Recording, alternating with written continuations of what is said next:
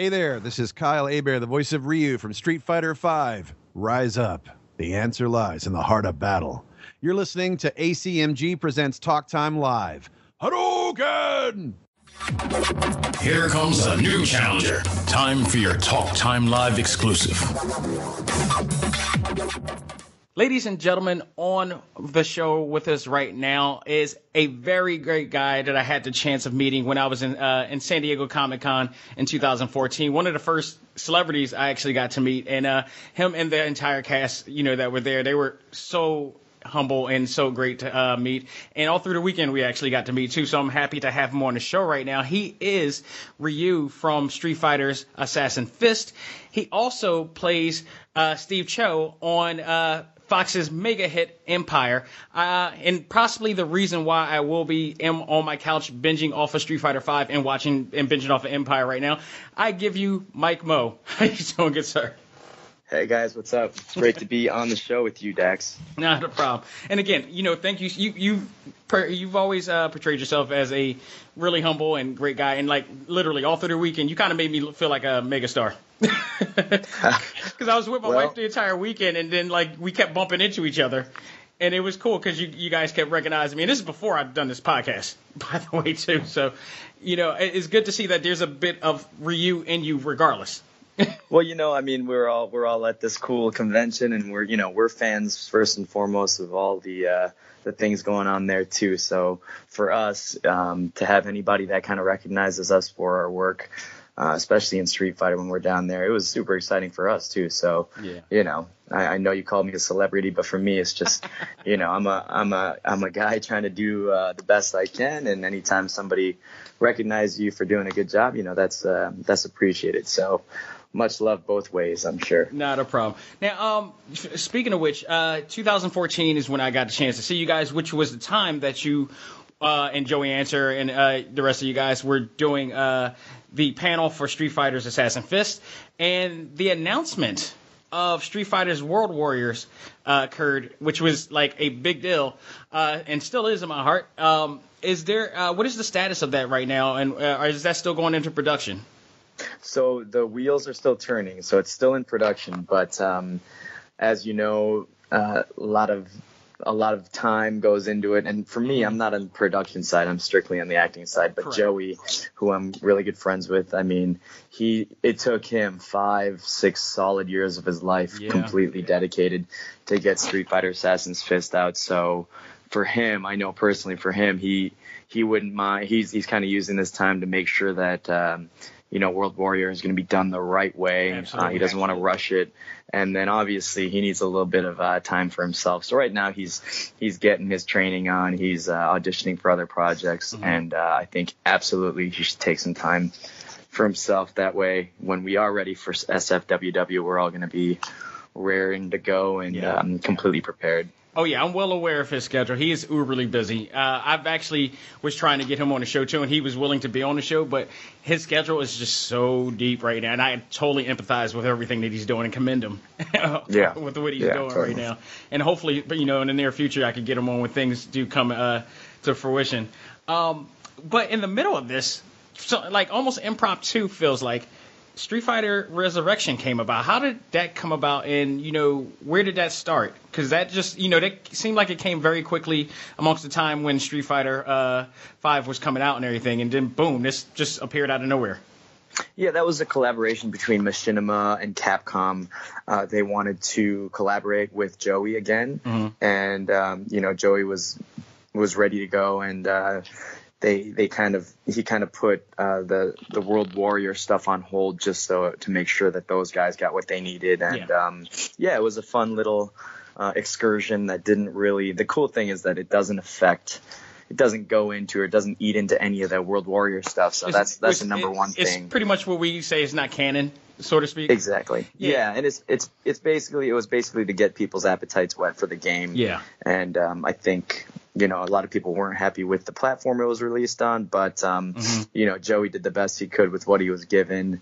And for me, it was just it was a blast collaborating with those guys again and getting to put the red headband back on. So for me, it was always a good thing. But yeah, I know everybody's out there super hungry for World Warrior, and so are we. But you know, we want to make sure that World Warrior, that's going to be something that you know, similar to Assassin's Fist, that's going to be something that's going to be highly revered for a long time. Well, that's the thing, too. And people, you know, because people seldomly forget so quickly in this world. I always say we live in a short attention society.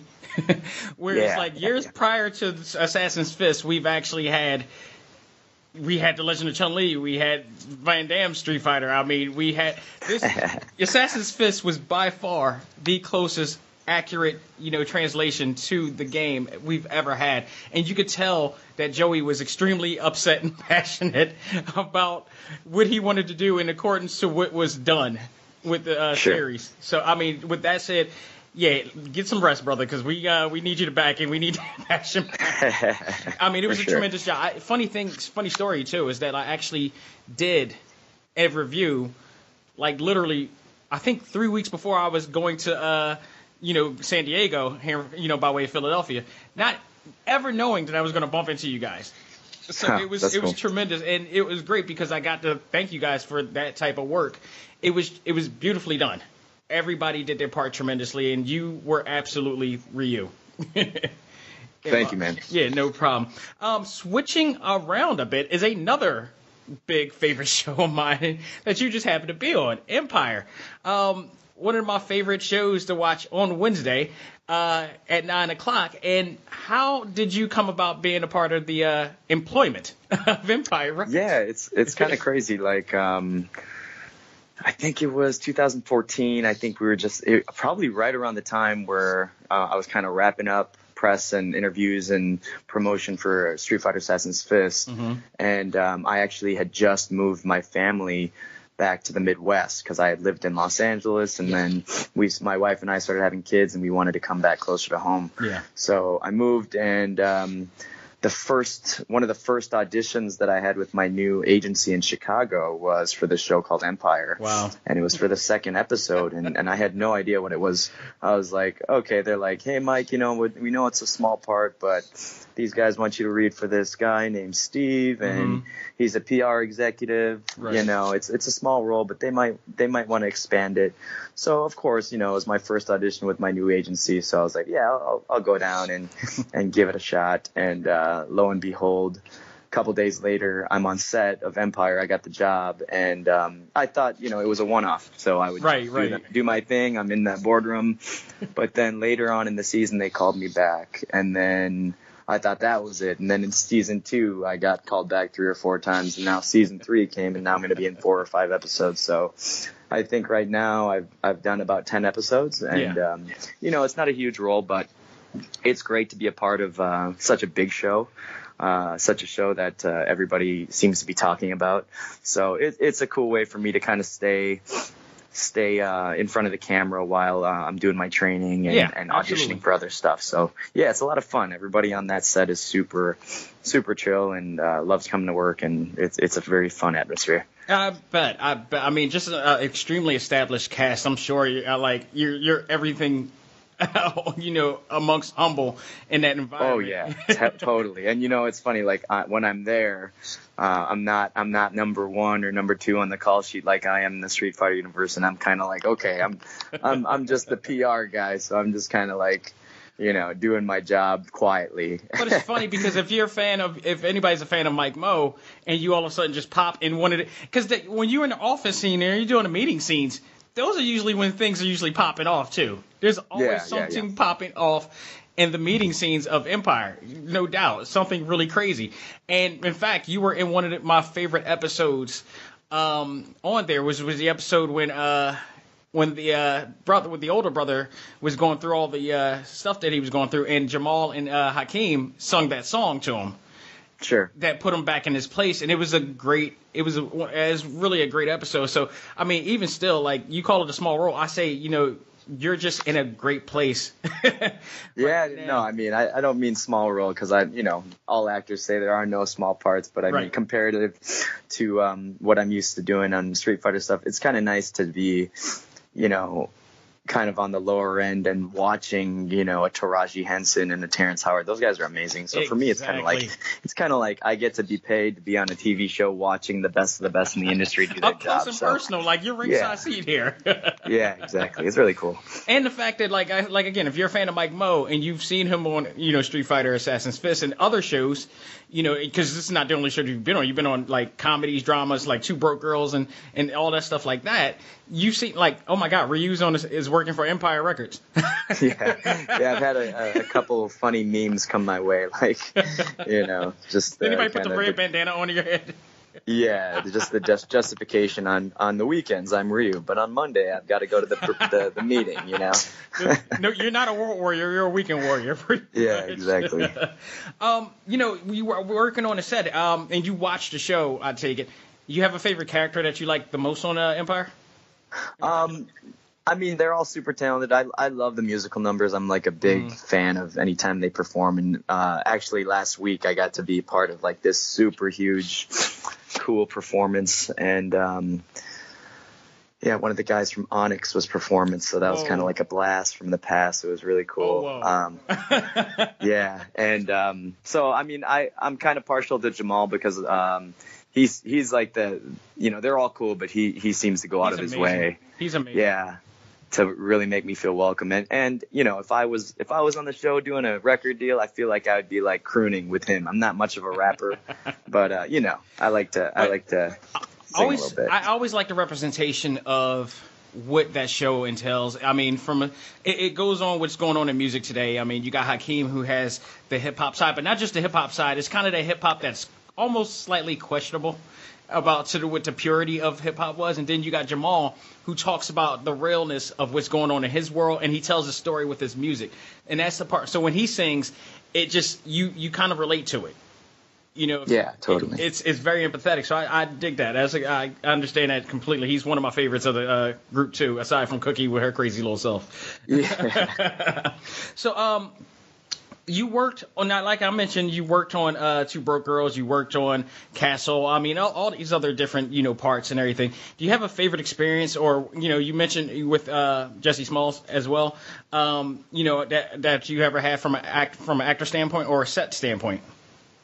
Oh man, I feel like it's so hard. Like I've definitely been a working actor for almost a decade, but I'm not somebody that works constantly. I've got other stuff going on, but I feel like anytime that I'm on set, I just feel super grateful that I'm actually in a position to do so. And I remember one thing that stands out is working. I did a guest star in Castle, and I got to meet and work with Nathan Fillion and Stana Katic, and it was cool. It's like you put yourself in those situations, and as confident as I am in my abilities and in myself, man, when you're with the Lion family, or when you're with Castle being interrogated, it's really a gut check, and it really It really makes you kind of like I love that feeling of just being a little nervous and excited, and when you come through, it's kind of like, oh yeah, I still got it, you know what I'm saying? So just continually challenging yourself. It's a challenge, yeah. So I would say just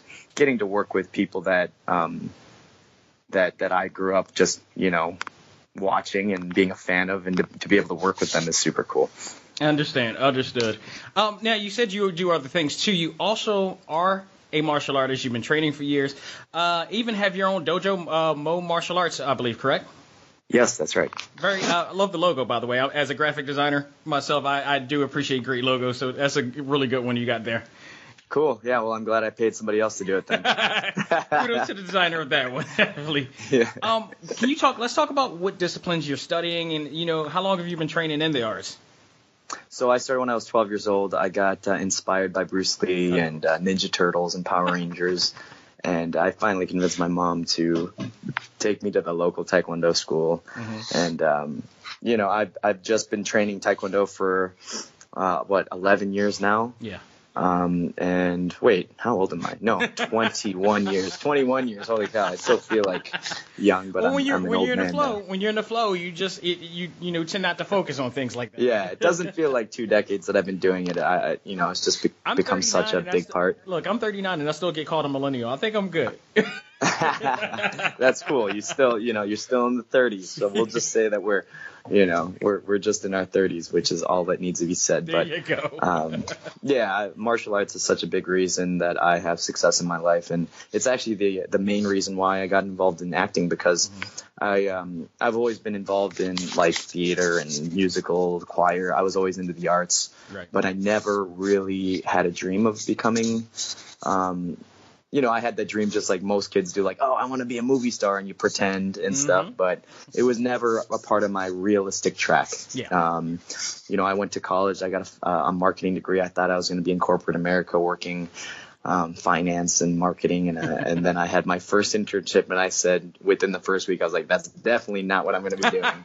So I kind of focused all my efforts on martial arts, man, because and I wasn't even thinking of where is this going to lead me. I just reverted back to what I was passionate about. Yeah. And from that, I got some opportunities to work with Jackie Chan, and then my wife, who is so supportive, she's the one that convinced me to move to LA to pursue acting. So that's how it got started. Oh, that's really cool. Yeah. It's always great to have that type of partner that is really understanding and with you on the entire road the entire way. It's a great thing to have. Totally. With that said, now I know martial artists. I have a great group of martial artists in my life. Some of them are purists. Some of them are a little bit with the times. Are you a fan of mixed martial arts? Yeah, absolutely. I'm a big fan of taking what's effective and what works and putting it together. Now, the Jeet Kune Do philosophy. Yeah, absolutely. With what Bruce, Master Bruce said. So I can't say that I'm a fan of every practitioner of mixed martial arts. Right. Obviously, I'm a fan of Conor McGregor and all this stuff, but it's not.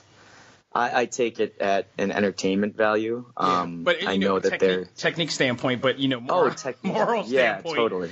moral standpoint, I have no comment on a lot of those guys. Yeah. However, in terms of just the art itself, in terms of the physicality and the effectiveness, I think it's inevitable that the martial arts evolves into that. But I like we mentioned, I'm an owner of a Taekwondo school, a traditional Taekwondo school, and while I do teach some modern stuff and some mixed martial arts stuff, the majority of what I teach is what I learned when I was 12 years old, which is traditional Taekwondo.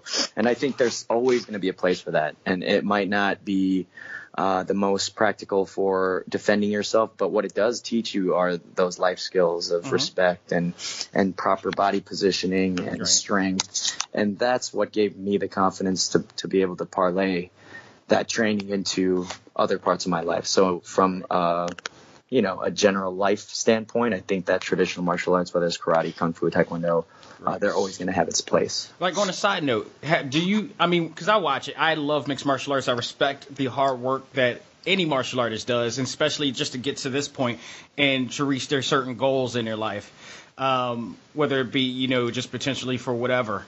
But when you see stuff like that, certain things happen within certain stars that doesn't represent, respect, honor, discipline, does it really eat you away?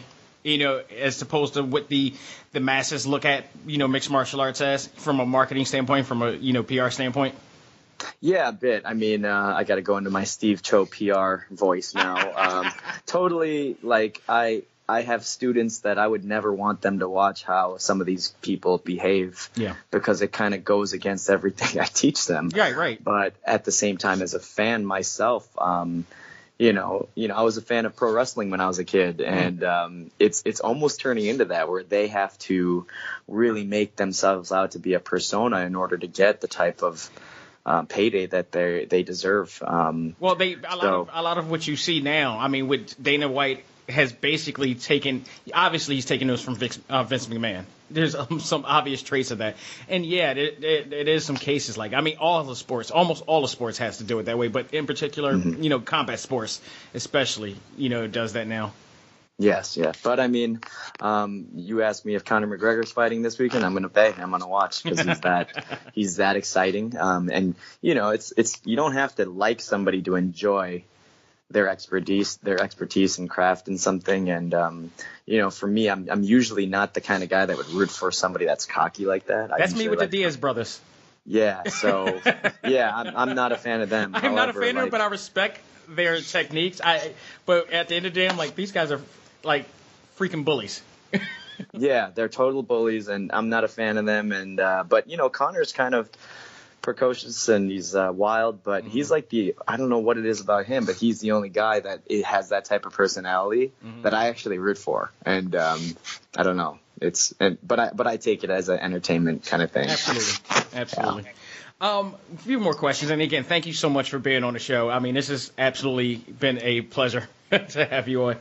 Likewise. Not a problem. Out of all the shows that you've done, and you see what's out there right now, especially on the CW, especially on ABC, shows like that, are there any shows that you see on TV or movies right now that you would like to be a part of? And I'm particularly pointing in the fingers of CW's DC universe and Marvel universe. Yeah, it's funny you mentioned that. I was very, very close to a large role on one of the Netflix Marvel shows. It will be unnamed because I'm hoping. Still knock on wood. There's still a knock on wood factor. Yeah, I'm hoping in the future I'll be considered for. There's a role out there in the Marvel universe. It's unofficial, off the record. I wouldn't mind playing Shang-Chi in the Marvel series. Wow. So that there's nothing official attached to that at all. But as a fan, it would be a dream come true to play a role like that. But yeah, if any of those, Marvel has this track record of producing amazing shows, and I've had a chance to be in front of those guys, and hopefully they have me on their radar. And DC's coming up now. I feel like they're kind of catching up, or they're trying to catch up. So I would love to be a part, especially. Totally, yeah, I'd love to be a part of their kind of rallying efforts to catch up to the Marvel universe.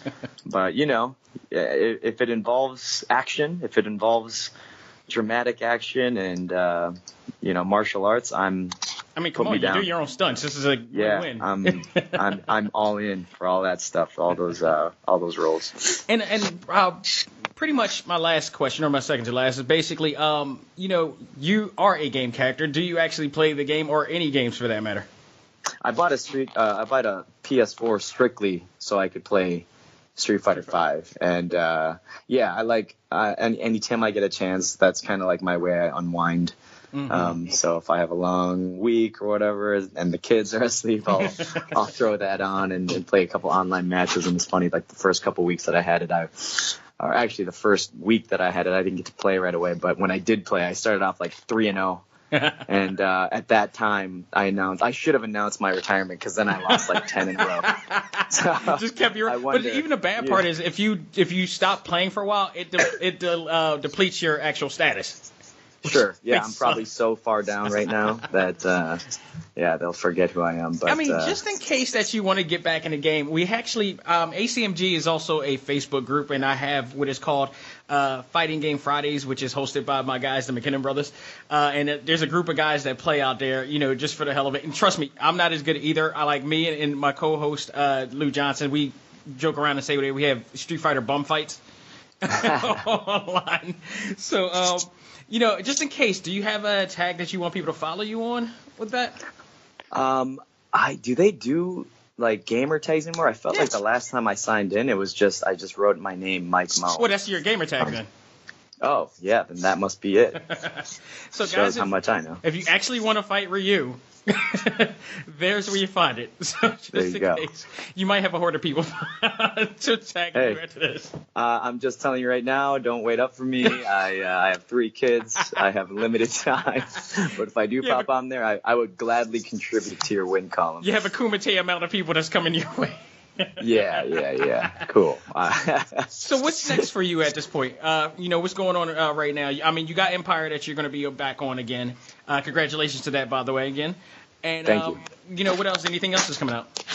Yeah, right now I'm really focused on building my school up. I have almost 300 students that I'm watching over right now at my school, which keeps me super busy. I'll be filming Empire next week, also in December, so keeping me busy with that. And I'm still auditioning for, various projects on a week-to-week basis. So cross your fingers for me, guys, that I get something that's really juicy, that I get to, show off all of my skills, not just my PR suit game. It ends up. I've seen stuff like this before, where actors reoccur in like small bit parts, and then all of a sudden, this guy who all of a sudden just appeared into a bigger part and became invested into the industry. Who knows? I've seen this. Yeah, you know what? I'm still pulling for me to have an affair with Cookie. I think that would raise my pay grade for sure. Just to piss off Lucius. Yeah. I don't know if that'll be a good idea. It's between that or pissing off Exhibit. It's like just the two things you may not want to do on that show. Yeah, Exhibit. He's a cool guy. Yeah. So again, thank you so very much for being on the show. And before we actually end the show, can you let your fans know where they can find you?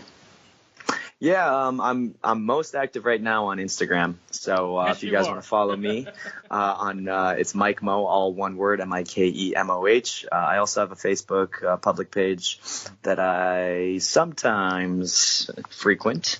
Otherwise, I guess Instagram you'll see is a little me. bit easier, by the way. Yeah, Instagram. I don't know. It's just. I feel like it's a good mix of, I tried Snapchat for a while. I was like, I don't know what I'm doing. And so now I know I'm kind of old, right? So Instagram's kind of like, Facebook is getting like all for really old people, I guess I feel like it's trending towards, and I use it every day still. But, Instagram's my kind of way of staying hip, Right. Somewhat cool. So that's where you guys can find me. Gotcha. Well, Mike, thank you again so much. It's been a pleasure. I absolutely wish you the best in everything that you do, and keep doing what you're doing. And shout out to your beautiful family, by the way. Hey, thank you very much. Not a problem. And I hope that we can get you back on the show in the near future. And just again, thank you so very much. Keep doing what you're doing, my friend. Thanks, Dax. And likewise. By the way, I am pretty much aiming for San Diego Comic-Con, so if you are there, let me know. Definitely. Yeah, I'd love to go back out there. So we'll have to do another follow-up interview in San Diego soon. Sounds like a plan. Oh, cool. Guys, I hope you enjoyed this very special episode with the one and only Mike Mo. Please let us know what you think, and continue to check out all things anime, comics, movies, and games. So on behalf of myself and Mike Mo, this is ACMG Presents Talk Time Live exclusive. We are out of here. Take care. See ya.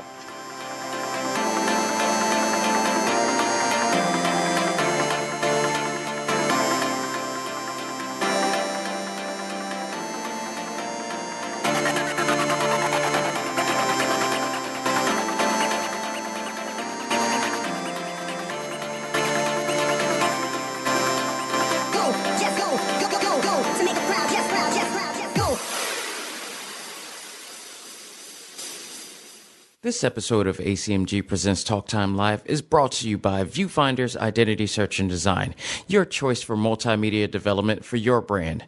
Visit VFISAD.com and find out how we can make your vision your reality.